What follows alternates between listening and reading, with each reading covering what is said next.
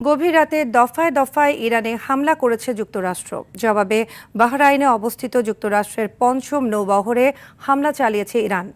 হামলা হয়েছে জর্ডানের মার্কিন বিমান ঘাঁটিতেও। এদিকে হরমুজ প্রণালীতে মার্কিন সামরিক হেলিকপ্টার বিধ্বস্ত করেছে ইরান। আরও জানাচ্ছেন ইমতিয়াজ আহমেদ।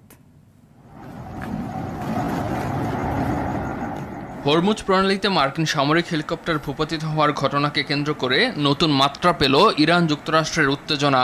দক্ষিণ ইরানের সিরিক, বন্দর জাসাক ও বন্দর আব্বাস এলাকায় হামলা করেছে মার্কিন বাহিনী। কেশম দ্বীপেও একাধিক বিস্ফোরণের খবর পাওয়া গেছে। হামলায় পানি সংরক্ষণ ট্যাঙ্ক সহ বেশ কয়েকটি স্থাপনা ক্ষতিগ্রস্ত হওয়ার খবর মিলছে।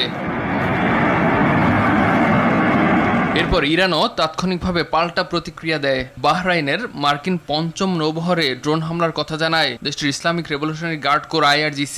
এদিন জর্ডানের মার্কিন ঘাঁটিতেও ক্ষেপণাস্ত্র হামলা করে ইরান। সোমবার হরমুজ প্রণালীতে মার্কিন সামরিক হেলিকপ্টার বিধ্বস্ত করে ইরান। সামাজিক মাধ্যম ট্রুথ সোশ্যালে দেয়া পোস্টে একথা স্বীকার করেন মার্কিন প্রেসিডেন্ট ডোনাল্ড ট্রাম্প। ইরানের এই হামলার সমুচিত জবাব দেওয়ার কথাও জানান মার্কিন প্রেসিডেন্ট। ওয়াশিংটনের দাবি, হরমুজ প্রণালীর আকাশে মার্কিন আক্রমণাত্মক হেলিকপ্টারটি ইরানি বাহিনীর গুলিতে ভূপাতিত হয়। জবাবে মার্কিন সেন্ট্রাল কমান্ড সেন্টকম জানাচ্ছে, আত্মরক্ষার অংশ হিসেবে ইরানের বিরুদ্ধে একাধিক বিমান হামলা চালিয়েছে তারা।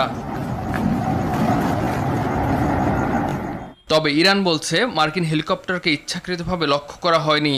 যুক্তরাষ্ট্র আমাদের দৃঢ়তা পরীক্ষা করার সিদ্ধান্ত নিয়েছে। ইরানে কোনো হামলা বা হুমকি হলে ইরান ছাড় দেবে না। যুক্তরাষ্ট্রকে বলবো, নিরাপদ থাকতে চাইলে আমাদের অঞ্চল ছেড়ে যান। এদিকে লেবাননের দক্ষিণাঞ্চলে অব্যাহত রয়েছে ইসরায়েলি সামরিক অভিযান। মঙ্গলবারের হামলায় নিহত হয়েছে অন্তত 20 জন। নতুন সামরিক অভিযানের প্রস্তুতির অংশ হিসেবে হাজারো বেসামরিক মানুষকে এলাকা ছাড়ার নির্দেশ দিয়েছে জায়নবাদী সেনারা। ইমতিয়াজ আহমেদ, RTV।